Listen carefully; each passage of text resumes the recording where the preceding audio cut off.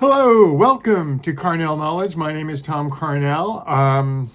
This is a 3 times a week show I do here on YouTube, wherein I recommend or try to recommend slash review 5 movies, a book, and 5 records.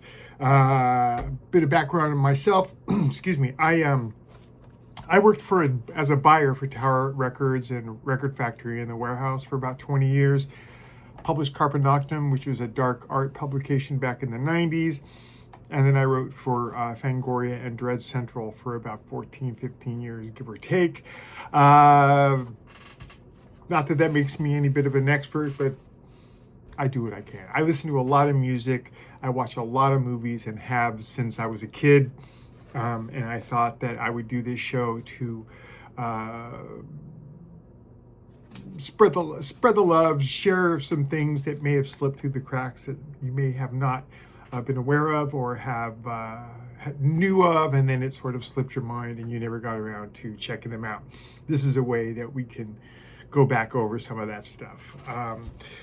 Be sure to watch the video to the very end. That helps me with the algorithm. If you go into the description down there, you will find links to trailer films or sometimes full movies of all of the films I talk about, an Amazon link to the book I talk about, and then full YouTube playlists of all of the music that we're going to discuss. One thing that came up this week, one last thing. If you have something you want to talk about, you don't want to talk about it online, as in the comments below, feel free to email me at tomcarnell@gmail.com. One thing that came up this past week is I got a letter. I'm just going to read it to you. It says, Dear Tom, love the show, but I notice you talk a lot about horror films and books, but then you recommend all of this prog rock, jazz, and ambient music. Why don't you talk more about metal like the other people on YouTube do? What can I tell you? I have my tastes. I was a jazz, soul, new age soundtrack and electronic ambient buyer for Tower and a lot of other places that I mentioned for about 20 years. My tastes run in those directions. I'm not saying I don't like metal. I do like it at times, but I think too much of anything will lead to stagnation. As Robin Williams said, too much of anything will make you stupid. Not that I'm saying metal music or the people that listen to it are stupid. I'm just saying that too much of anything, if you listen to just jazz or just pop or metal or rock or soul or anything else, and listen to that to the exclusion of all others, you're cutting yourself out of a lot of really good stuff. That I realize that runs counter to the expectation, and I apologize for that. But what are you going to do? I do what I can. If you don't like that kind of stuff, don't cut that out outright. Still check it out. It's only going to take a second of your time, and I provide all the links that you can do that. But you never know. You never know what I'm going to pull out of my hat here, and you might find something in those other genres that you do like, and so give that a shot. With that out of the way, let's talk about some movies. First movie we're going to talk about, is from 1961. The title is MUNECOS INFERNALES, aka Curse of the Doll People, aka Infernal Dolls, aka Hellish Dolls, directed by Benito Alzaraki, who did the classic Santo versus the Zombies.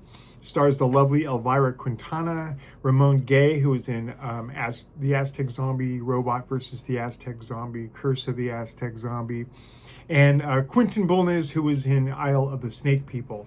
It's about 4 people who are cursed by a voodoo priest for stealing a sacred artifact, and soon they encounter doll men who are heralds of their doom. It's an adaptation of the A. Merritt novel Burn Witch Burn. It's very reminiscent of the 1955 movie The Cobra, and Todd Browning's The Devil Doll. It was released in America as part of a double bill with Rene Cardone's Night of the Bloody Apes, aka La Horripilante Bestia Humana, in 1969. The first act of this film is pretty long-winded exposition to a point where it seems almost trite, but you need that to get to the good stuff later on. The English prologue was voiced by the great Paul Frees, who was the voice of the Haunted Mansion at Disneyland. The film's a little stilted, a little clumsy, but those doll men in the papier-mâché masks, they're actually little people in masks. They wear the masks of the people they're going to kill with this big long needle. They're memorable and they're genuinely creepy. So is there's a henchman there named Sabu, who's this big giant sort of Tor Johnson type guy, and he's pretty creepy too. But those doll men are something that'll invade your nightmares. The dubbing on the copy that I saw was absolutely atrocious. The villain is hilariously melodramatic. I also found it weird that the two main characters, they're professionals, they're doctors, and they continue to call each other dear and darling through the entire thing. Like, darling, you don't mean the doll people are coming to kill us. Yes, dear, I do. It's like, just seemed kind of weird and off-putting. Overall, it's a remarkably fun little pot boiler, perfect for drinking and viewing with your friends. I'd love to see MST3K take a whack at this. Thoroughly enjoyable, a little goofy, but yeah, we know that. We need that once in a while, don't we? Let's see, second film we're going to talk about is from 1972. It's called Il Grande Duello, aka the Grand Duel, aka The Big Showdown, directed by Giancarlo Santi, written by a name who we've talked about on this show an awful lot, Ernesto Gastaldi. And it stars Lee Van Cleef from Escape from New York and The Good, the Bad, and the Ugly. It also stars Alberto Dentist, Jess Hunt, and Horst Frank, who is in Dario Argento's Cat of Nine Tails.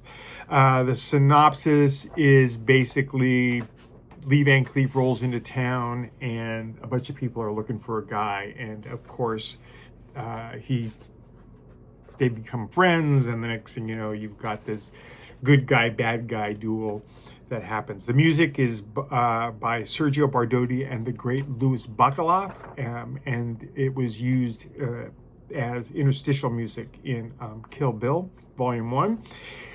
For the most part, it's a pretty standard spaghetti western. It gets by mostly on the charisma of Lee Van Cleef, as do most of the spaghetti westerns he did at the time.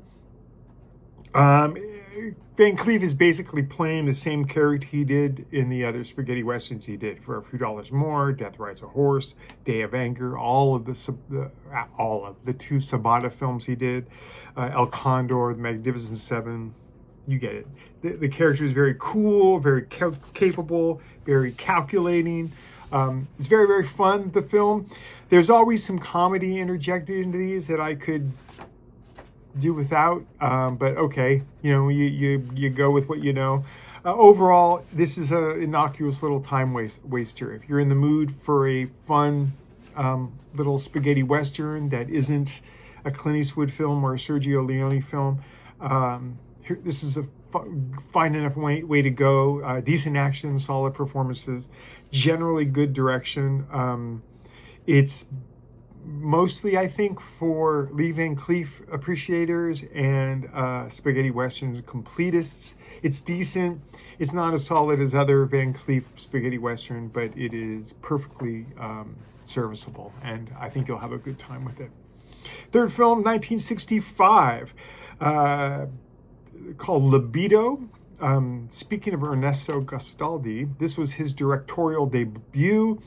He was, of course, well known for writing things like The Strange Case of Mrs. Ward, Sergio Martino's Torso, Once Upon a Time in America, The Scorpion with Two Tails, Suspicious Death of a Minor, My Name is Nobody, and a number of giallis. Directed by Vittorio Salerno. A very young stars Giancarlo Giannini, who was in Man on Fire and a few Bond films. He was also the cop in Hannibal, and that's fun. He's really young in this. It also stars Luciano Pigossi, who's in Zombie 3, Blood and Black Lace, Hatchet for Honeymoon, that kind of thing, Seven Deaths in a Cat's Eye. Also stars Dominique Bochero, who was in Who Saw Her Die and Iguana with the Tongue of Fire, which was an unsung giallo that I'm sure we'll get to at some point. And also Mara Merrill, who was Gastaldi's wife and the originator of the film's idea. The synopsis is as follows. A young man visits his ancestral home, accompanied by his guardian and their respective wives, where he is plagued by memories and influence of his murderous psychosexual father. It's Giancarlo Giannini's film debut. It's an early kind of giallo. It's similar to things like I wrote down Gaslight, Diabolique, Taste of Fear, Repulsion. There's a little Pit and the Pendulum in there, a little Psycho, a dash of Marnie. It's hampered by its cast of 4 people, and it's primarily, there's very little else going on. There may be some interstitial characters that sort of wander in and out, but it's mostly these 4 people at a villa. Plays more like a gothic chamber drama than it does a horror film. But the black and white cinematography in this is crisp and it's clean and it's absolutely beautiful. The rollout on the plot is slow, meandering a little, fun-focused, but the last 15-20 minutes or so really makes up for it. There's a lot of skulking around hallways and empty threats, too many if you ask me. Many will see the ending of this coming up Main Street. It was filmed in 18 days on a bet. And it's kind of fun because the actress, Gastaldi's wife, Mara Merrill, she wears a cat's bikini in it. That's kind of fun. In the interview of special features, the director talked about the other actress, Dominique Bochero, her insatiability as she pursued both a very shy Giancarlo Giannini, but also Mara Merrill. It's fun. It's a little, little wide-eyed, little, you don't mean kind of a thing, if you get me there. Let's see. Our next film from 1971, I'm getting some harsh light coming through my window. Let's see. From 1971, directed by Robert Frost, who did The Devil's Reign, the great Ernest Borgnine vehicle. This is the classic Abominable Dr. PHIBES. Stars Vincent Price, Joseph Cotton, Virginia North, who was in On Her Majesty's Secret Service, and a classic film called Deadlier in the Mail that I'm sure we're going to get to at some point. Also stars Terry Thomas, who was in It's a Mad, Mad, Mad, Mad World. He was also briefly in Mario Bava's Danger Diabolic. Let's see, synopsis. Doctor, scientist, organist, and biblical scholar Anton Fives seek revenge on the 9 doctors he considers responsible for the death of his wife. Originally, in the script, I had looked at Fives was more abusive towards his wife, stabbing her to death and escaping his house in which had caught fire in a hot air balloon. That was all cut in order to make Fives a little more sympathetic. In order to gain some publicity, they had said that this was Vincent Price's 100th film. It wasn't, but you do. Peter Cushing was originally cast in the Joseph Cotton role, but bowed out as he did several films around this era to care for an ailing wife. In it, it's kind of weird that they keep referring to Dr. Fives' wife, and they show pictures of her, and it's obviously Caroline Munro, but she's nowhere in the cast list, which I thought was really odd. It might have been a contractual thing. Story takes place in 1925. Kind of an odd thing I found with Keith Moon was that Keith Moon saw this film just before he died in 1978. I appreciate how audiences are kept in the dark towards Fives' motivation until towards the end. And it's surprising how much of this we would see the idea of taking revenge on the people who wronged him in very symbolic ways. We would later see in 1972 in Theater of Blood with Diana Rigg. Overall, it's an amusing film. I think it's a better film in my opinion, than Dr. Five Rises Again, but they're both classics. This is Vincent Price operating at the pinnacle of his powers, and it's fun. I don't know that it rivals his earlier work, but by now Price had become kind of a caricature of himself, and he was doing what he does best. Let's see. Our last film is from 1971. It's called Lust for a Vampire. We're going to talk about this later in the upcoming shows. It's part of the Karnstein trilogy with like Ingrid Pitt and The Vampire Lovers and Twins of Evil. We'll get there. Directed by Jimmy Sangster, who was a screenwriter. He also directed Horror of Frankenstein. Stars Barbara Jefford, who was in The Ninth Gate and Shoes of the Fisherman. Ralph Bates, who was in Dr. Jekyll and Sister Hyde and Horror of Frankenstein. And Susanna Leash, who was in The Deadly Bees and Journey to the Unknown. The synopsis, as we say around here, is as follows. In 1830, 40 years to the day since the last manifestation of their dreaded vampirism, the Karnstein heirs used the blood of an innocent to bring forth the evil that is the beautiful Macalla, or as she was in 1710, Carmilla. Enter Sheraton LaFanu and his book Carmilla, sort of lurking in the background. It's an obscure little Hammer film. It's pretty clear that it really wanted to be one of the other ones with Ingrid Pitt, but Pitt turned down the role because she hated the script. The director, who came on as the screenwriter, but then also came on because Terence Fisher bailed at the last minute, and so that's where he got Ralph Bates, because they had worked together in Horror of Frankenstein. The great Bernard Robinson was asked to be production designer, but died a few hours after the offer was made, and that's kind of bleak. But Ralph Bates was cast after Peter Cushing bowed out again to care for an alien wife. It's fairly pedestrian in its portrayal, leans heavily again on Sheraton LaFanu's Carmilla, but it's pretty standard stuff in comparison to the other Hammer vampire films. There's not as much sex as in The Vampire Lovers. We're going to get to that in a little bit, a couple weeks from now. Yeah, it was fun. It's something you could easily put on in the background and still have a good time with it. I enjoyed it. I didn't love it, but yeah, it's a perfect little time waster. You put it on, maybe you fold your laundry, and it's pretty easy to keep up with what's going on. And it's beautiful. It's a Hammer film, so the costumes are lovely, and the set design is wonderful. Enjoyable, thoroughly enjoyable. Moving on to books, we're going to go with 1952, Alfred Bester. The book is called The Demolished Man. It was the winner of the very first Hugo Award. It's number 14 in the Millennium Sci-Fi Masterwork series, a library of the finest science fiction books ever written. I have some quotes here. Robert Silverberg said, Bester's superb books have stood the test of time. For nearly 60 years, they've held their place on everybody's list of the 10 greatest sci-fi novels.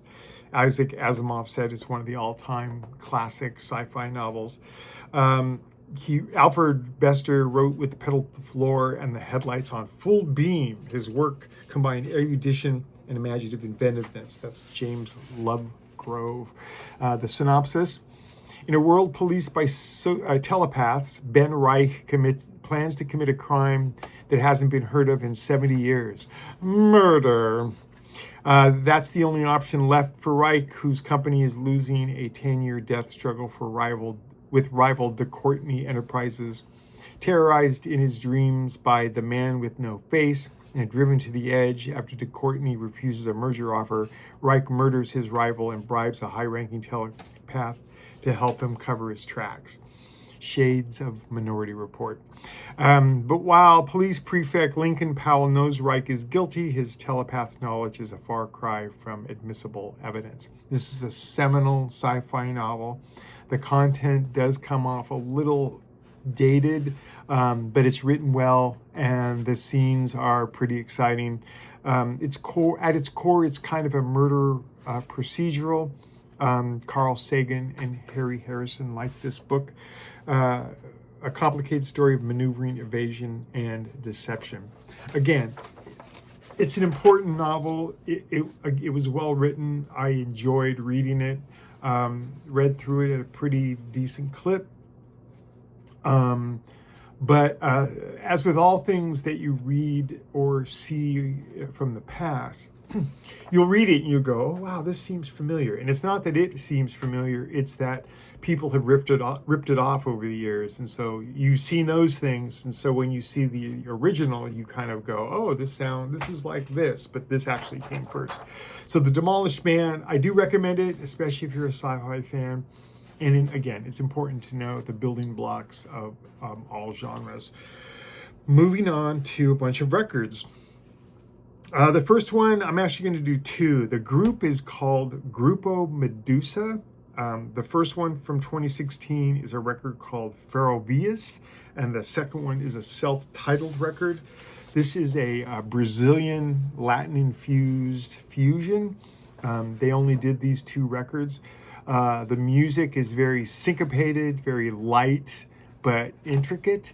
Blends jazz, African influences, and traditional Brazilian rhythms. There's a lot of piano, a lot of fretless bass. It's very cool, very smooth sounding. You can put this on in the afternoon at a barbecue and everyone's going to love you for it.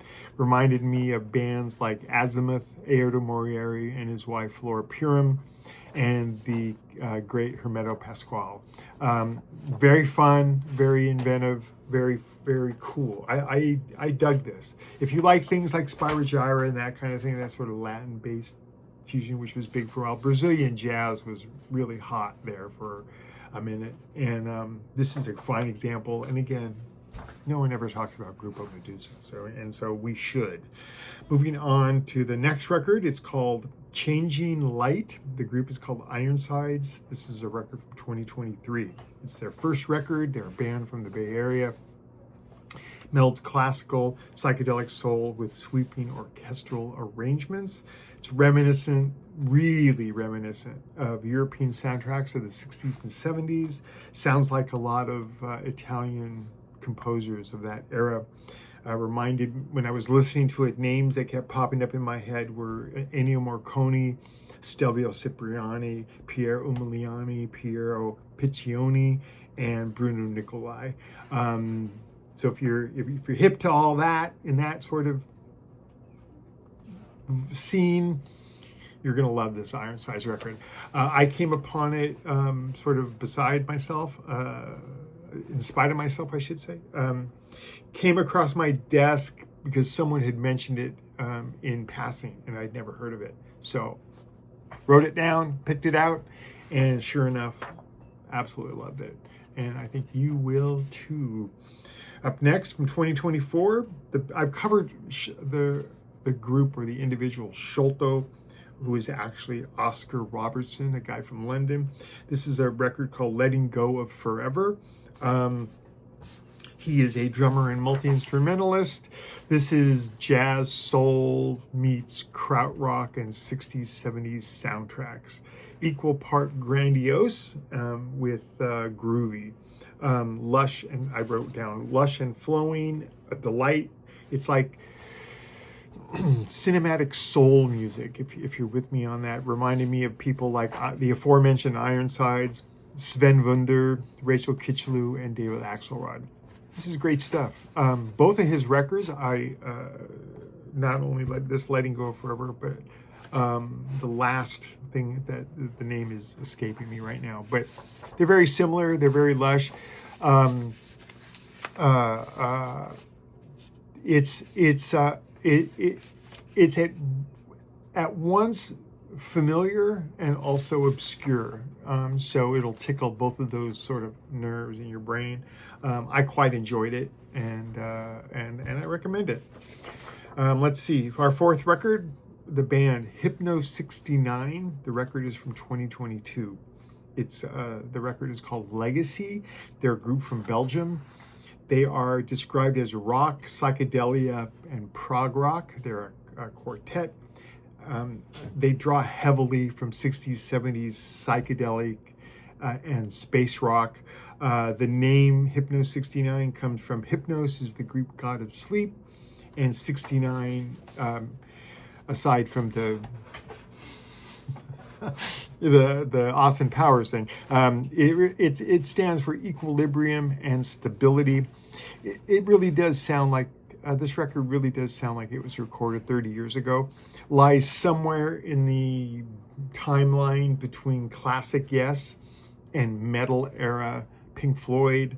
The bands that came to mind as I listened to it were Astra, Wobbler, Motorcycle, Diagonal, Camel, and if you ever heard Moontan by the group Golden Earring, who did Radar Love, if you remember Radar Love, that's the kind of zip code we're operating in.